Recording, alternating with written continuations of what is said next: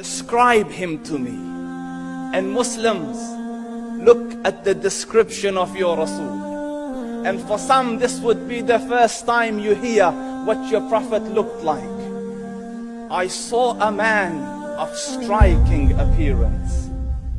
ظاهر الوضاء أبلج الوجه, radiant face, حسن الخلق, beautifully created. لم تعبه الثجلة, his belly wasn't protruding. ولم تزر به السعلة, nor was his head disproportionate and small. وسيم قسيم, proportionate and delicate, finely made, a specimen of a creation. في عينيه دعج, in his eyes there was a contrast. The dark was immensely dark, the white was excessively white. وفي أشفاره وطف, and his eyelashes were long. وفي صوته صهل, and in his voice was a natural echo. وفي عنقه سطع, and his neck was elegantly long.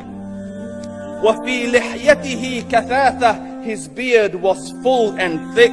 أزج أقرن, his eyebrows were arched, but they were not joint, it was separated. In summit فعليه الوقار, when he was silent, dignity covered him. وإن تكلم سماه وعلاه البهاء, and when he spoke it was audible and clear, almost commanding and overtaking. أجمل الناس وأبهاهم من بعيد, from afar the most striking and outstanding in appearance. وأحسنهم وأجملهم من قريب, and when he came near, the best of them and the most handsome of them in closeness. حلو المنطق, such an exalted and sweet level of logic. Like when he used to speak, it was so coherently logical, it was smooth and easy to understand. فصل لا نزر ولا هذر, he was to the point, not excessive nor too short. كأن منطقه خرزات نظم يتحدرن, his logic, his utterances, his words were like jewels coming out of a necklace, calculated, polished, one after the other, it would flow magically. ربعة, he was medium in height. Your eye didn't have to strain to look up at him, nor was it tedious to look down at him. He was a comfortable sight to look at. له رفقاء يحفون به, he had friends, the people that were with him, they were working around him to try to serve and protect him. إن قال سمعوا لقوله, when he used to say something, they used to hearken to what he used to say. وإن أمر تبادروا إلى أمره, when he commanded, they used to compete to fulfill the command. This is Muhammad Rasulullah. This is Muhammad Rasulullah. Anas ibn Malik says, he says, I came out one night, it was the full moon night.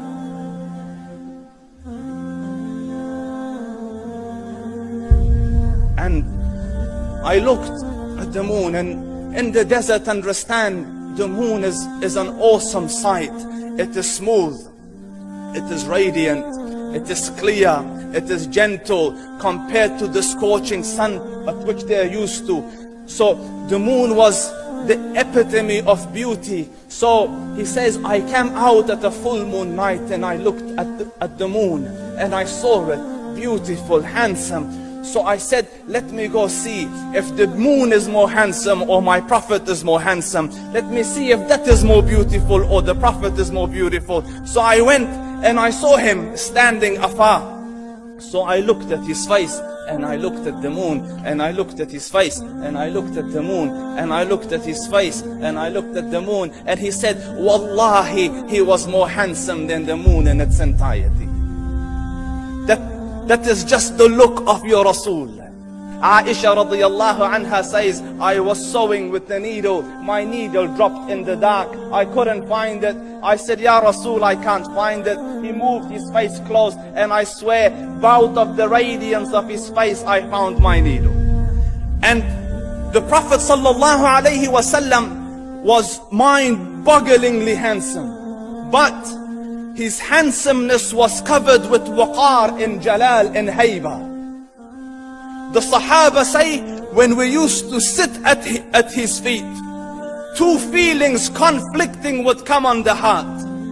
The first one, you wanted to look at him. You wanted to behold the majesty of his face. And when you wanted to look up, shyness used to overtake you, so you used to look down. Amr ibn al-As says, I sat with him many times, but if you ask me to describe his face, I can't describe it. I wouldn't be able to look up to him ijlalan wa ta'zeeman. I couldn't look up at him. And that is why he didn't have the problems that Yusuf alayhi salam had. Because it was difficult to penetrate the awe and the splendor of the Rasul.